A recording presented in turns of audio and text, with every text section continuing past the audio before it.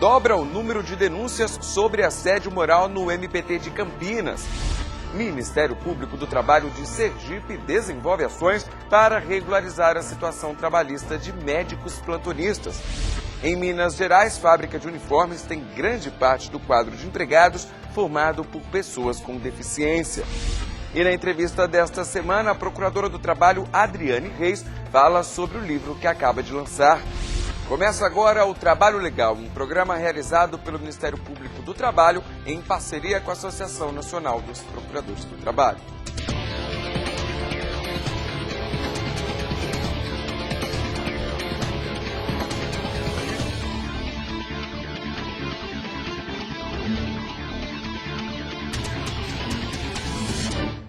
MPT de Sergipe se mobiliza para regularizar contratos de profissionais liberais que atuam como médicos plantonistas em Aracaju. O objetivo é regularizar a jornada de trabalho e garantir os demais direitos trabalhistas. A repórter Michele Castro mostra quais são esses direitos e também o que diz a lei sobre o profissional liberal. Juliana Magalhães é fonoaudióloga. Ela faz parte dos mais de 10 milhões de trabalhadores brasileiros que atuam por conta própria. Uma opção que, para ela, tem os dois lados da moeda. Vantagem é você poder cuidar da sua vida, da sua agenda, das suas finanças. Você tem o seu horário em relação a todas as outras coisas do seu dia a dia. Uma necessidade de ir ao médico, uma necessidade de família. Então, tudo isso vem como vantagem. Como desvantagem, pelo menos dentro da fonoaudiologia, tem a questão de você não ter licença maternidade, porque você depende, né, de estar trabalhando para receber. Se eu não atendo meu paciente, eu não recebo salário. Tem ainda o ônus de você lidar com muita questão administrativa mesmo. Você lidar com o pagamento de taxa de imposto, conta, entrega de guia em convênio, você faz tudo isso. Mas atenção, muita gente ainda confunde profissional liberal e trabalhador autônomo. E nem sempre uma coisa tem a ver com a outra. O presidente da Confederação Nacional das Profissões Liberais explica que é considerado profissional liberal todos os trabalhadores que têm conhecimento técnico e, na maioria das vezes, possuem nível superior. Ele pode ser seletista, quando é contratado por uma empresa, ou prestou concurso público, ou independente, quando trabalha de forma autônoma. O autônomo é aquele indivíduo que não tem dependência econômica de ninguém. O empregado é aquele que tem dependência econômica do seu patrão. O empresário liberal é aquele que tem uma empresa que fatura e ganha.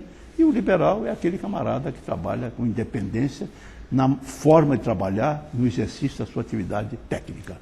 A consolidação das leis do trabalho prevê que esse tipo de profissional cumpra algumas obrigações. Está determinado no artigo 583, por exemplo, que os trabalhadores autônomos e os profissionais liberais não organizados em empresas devem recolher a contribuição sindical anual aos sindicatos de classe. É importante pagar a contribuição sindical para ele receber os retornos que o sindicato pode dar. E se tiver uma empresa, ele pagará a empresa, ao sindicato das empresas. O procurador do Trabalho, Ricardo Bruel, conta que, da mesma forma que é exigido o cumprimento de algumas obrigações, os profissionais liberais têm direitos garantidos por lei.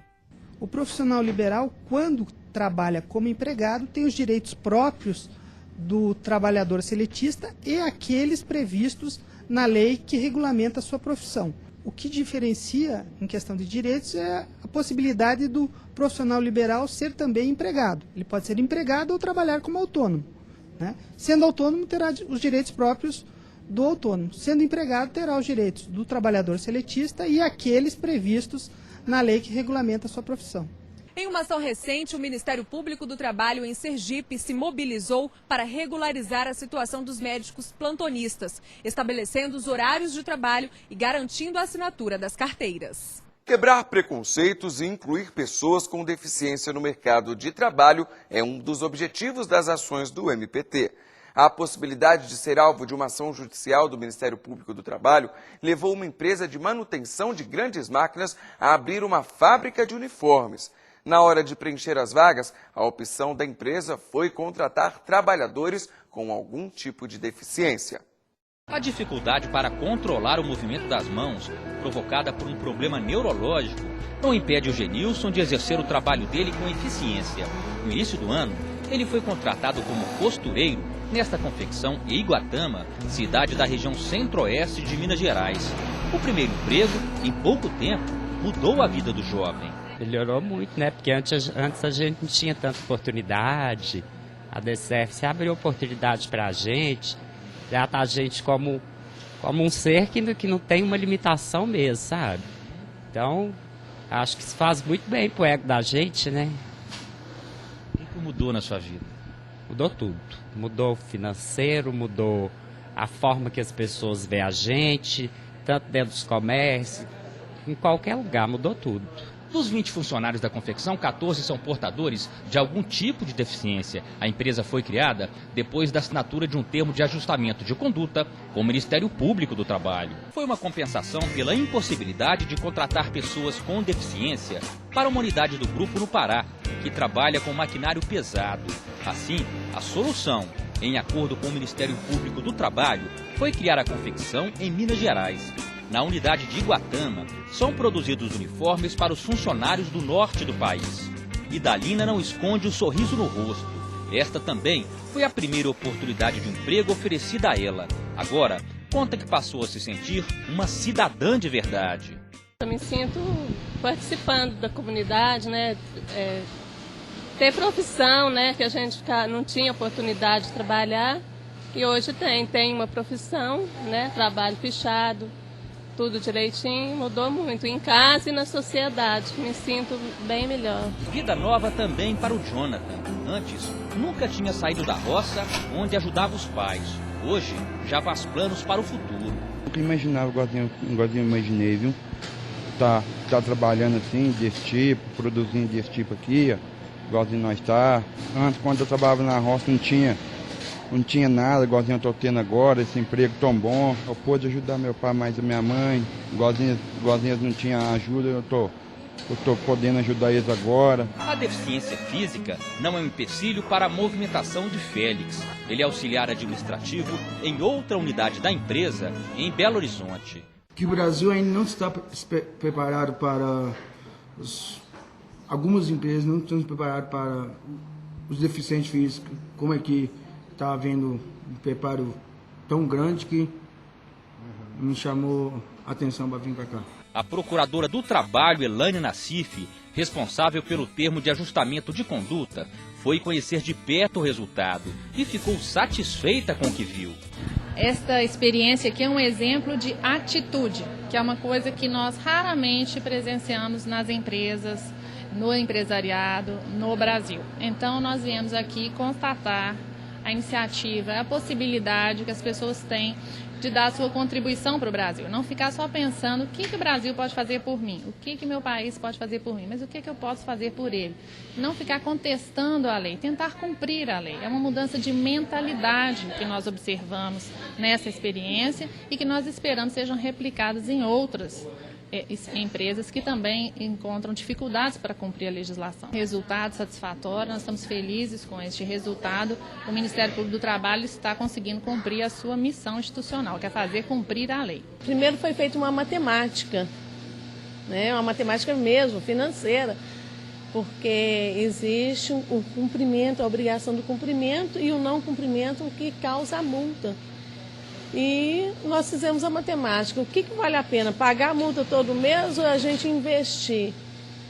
E acabou que a matemática do investimento, ela teve um retorno muito melhor. Isso sem contar no prazer que a gente tem de chegar aqui e encontrar um sorriso nessas pessoas, né? Pessoas que não tiveram nunca oportunidade de trabalho e que hoje estão inseridas no mercado de trabalho, que aprenderam um ofício. Resultado maior é o pessoal, né? É saber que essas pessoas hoje, elas se sentem úteis, elas se sentem produtivas, elas sabem hoje que elas têm capacidade de trabalhar como uma outra pessoa qualquer. A seguir, você vai saber qual a diferença entre assédio e dano moral. É rápido, o trabalho legal já volta.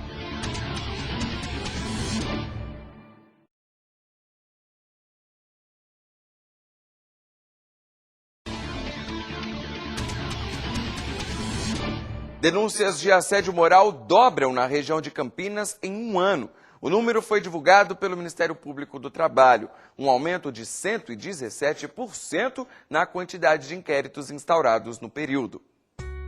Pelo menos um terço da população economicamente ativa do Brasil já sofreu alguma forma de assédio moral.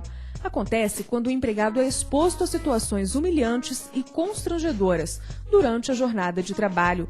Mas, para ser considerado assédio moral, essa exposição tem que ser repetitiva, como explica este procurador do trabalho. Mas o assédio para fins de submissão, né, subjugação daquele trabalhador, tem que haver hierarquia entre o assediador e o assediado. Isso acontece em muitas empresas, né, também no serviço público, também em qualquer lugar isso pode ocorrer.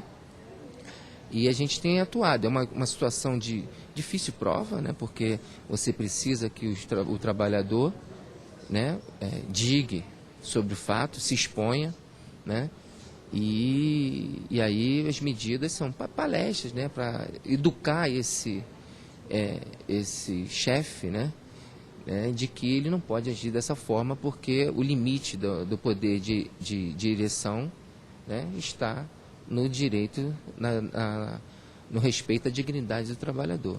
Não é tão difícil identificar o trabalhador que sofre assédio moral. Em geral, ele apresenta sintomas característicos, como mudança de comportamento, e pode afetar até a saúde do trabalhador. É um quadro estressante, então todo momento de assédio é um momento estressor. Há pessoas que se ressentem, recebem esse impacto e podem eventualmente começarem a ganhar um nível de fragilidade que pode se chegar a sintomas como são sintomas clássicos do estresse, a qualquer condição de estresse, como por exemplo o cansaço, o abatimento, a memória sendo a memória falhando, distúrbio de sono, distúrbio de alimentação. Tem vários sintomas que são muito comuns quando a gente identifica que um determinado profissional fica sujeito a situações estressoras. O Brasil não tem legislação específica sobre o assunto e, por enquanto, só é possível contar com a consolidação das leis do trabalho, mas já tramita no Congresso Nacional uma série de projetos de leis que tratam sobre assédio ou coerção moral. Esta especialista explica que nos estados que possuem legislação sobre esse tipo de assédio, a questão é tratada com maior facilidade pela Justiça e há um maior número de acordos entre assediadores e denunciantes. A ideia de que o assédio moral é prejudicial à saúde do trabalhador, é prejudicial à saúde psicológica do trabalhador, é prejudicial à capacidade produtiva do trabalhador. Se nós cada vez mais tivermos consciência disso, vemos como é necessária uma legislação, não só em todos os estados e municípios, mas como seria um ganho a legislação federal. Somente no ano passado, o Ministério Público do Trabalho instaurou 103 inquéritos para investigar situações de assédio moral, a maior parte em Campinas, interior de São Paulo, um aumento de 117,3% em relação a 2010. O número de acordos entre trabalhadores denunciantes e empresas mediados pelo MPT caiu de 28 em 2010 para 20 no ano passado. Em 2012, as ações continuam num ritmo crescente. Em fevereiro deste ano, o Ministério Público do Trabalho, em Ribeirão Preto, ajuizou uma ação civil pública na Justiça do Trabalho, pedindo o imediato afastamento de João Marcos Rodrigues, presidente da Empresa Pública para Desenvolvimento da Cidade de Franca, autarquia responsável pelas obras de manutenção da cidade de Franca, em São Paulo. Ele foi acusado de assédio moral e sexual. Também foram acionados no mesmo processo, só que por omissão, o município e o prefeito da cidade, Sidney Franco da Rocha. O Ministério Público do Trabalho entra com ação civil pública e Justiça condena a empresa a pagar multa por danos morais coletivos. Os detalhes e a diferença entre dano moral coletivo e assédio moral você confere agora na reportagem de Cristiane Meirelles. Maria do Amparo nasceu com uma deficiência física. Mesmo assim, criou 3 filhos e cuida de uma mãe cadeirante.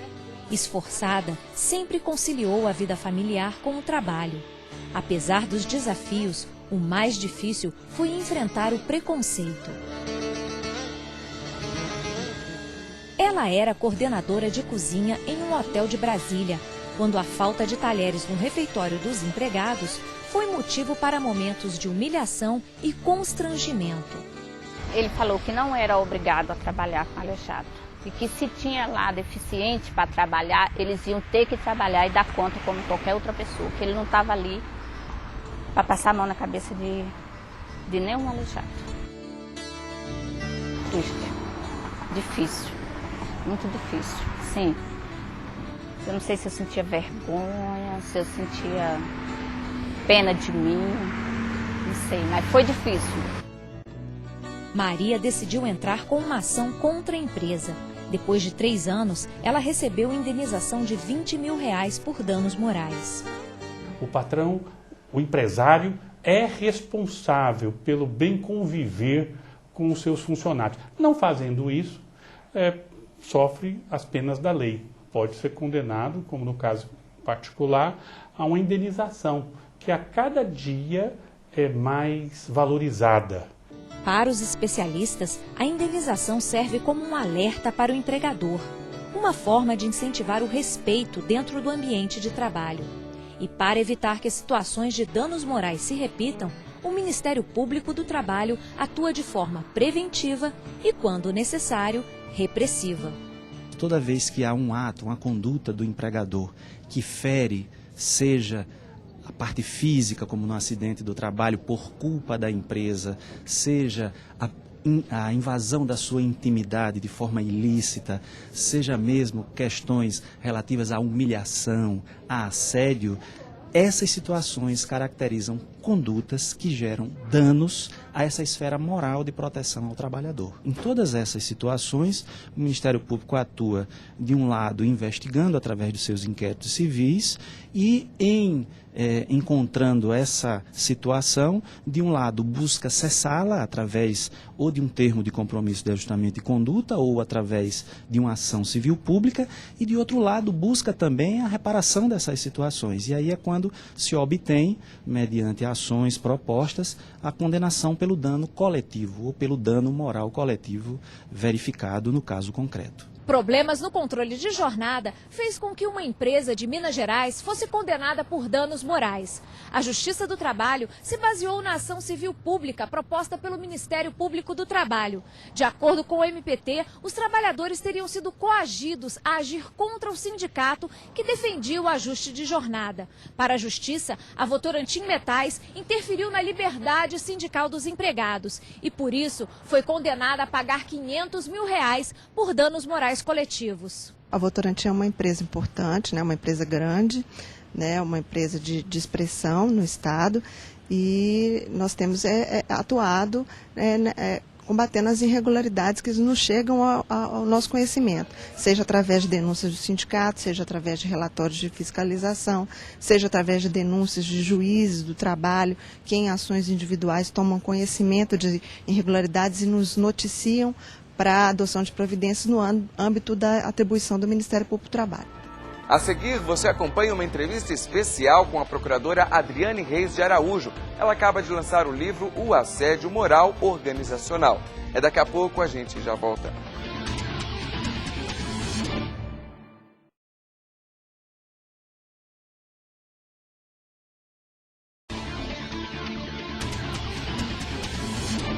O Trabalho Legal desta semana recebe a Procuradora do Trabalho, doutora Adriane Reis de Araújo. Ela é autora do livro O Assédio Moral Organizacional, distribuído pela editora LTR. Muito obrigado, doutora, pela participação da senhora no nosso programa. Eu que agradeço o convite.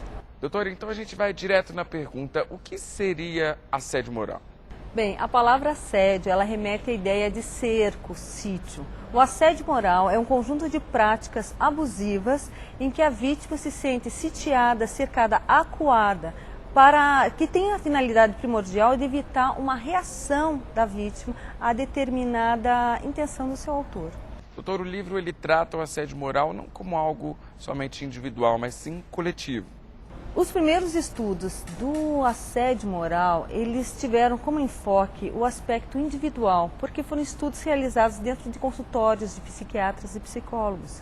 Mas o assédio moral dentro do ambiente de trabalho, a gente percebe que não é um problema individual, é um problema do grupo. Normalmente é um conjunto de vítimas e um conjunto de agressores.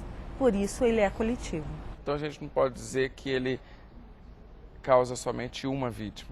Em regra, não causa somente uma vítima, até porque o assédio moral, dentro do ambiente de trabalho, tendo como objetivo obter o consentimento do trabalhador com determinadas regras lícitas ou ilícitas da empresa, ele atinge não só aquele trabalhador que está sendo a vítima imediata da conduta abusiva, como todos os trabalhadores ao redor que testemunham. E eu posso te dar um exemplo bem prático em relação a isso.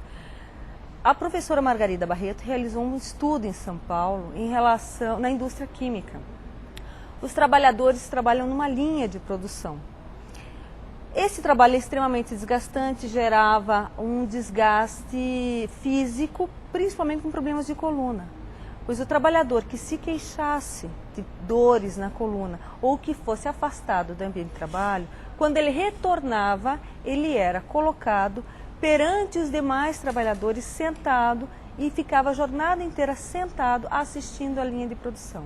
Claro que essa era uma situação extremamente humilhante para esse trabalhador, mas também era uma situação que gerava o exemplo para todos os demais da linha de produção, para evitar que eles se queixassem daquelas condições de trabalho.